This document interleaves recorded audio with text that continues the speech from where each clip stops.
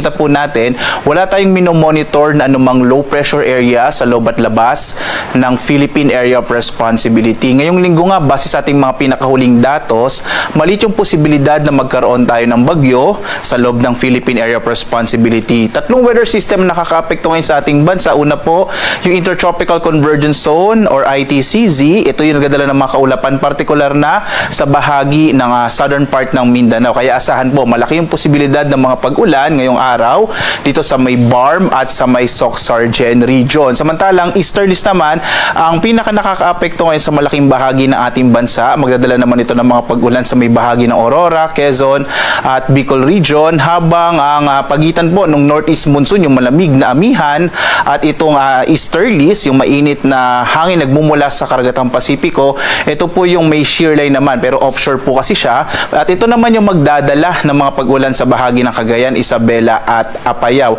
Ang malaking bahagi na ating bansa sa Metro Manila, na labing bahagi ng Luzon at Kabisayaan, makararanas naman ngayong araw ng generally fair weather. Pag sinabi po natin fair weather, maliwalas sa panahon sa malaking bahagi ng ating bansa, kasama dito sa Metro Manila, pero posible pa rin yung mga localized thunderstorms. Kung magkakaroon man po ng mga pag-ulan, hindi natin ito inaasahang malakas at hindi rin natin ito inaasahang magtatagal.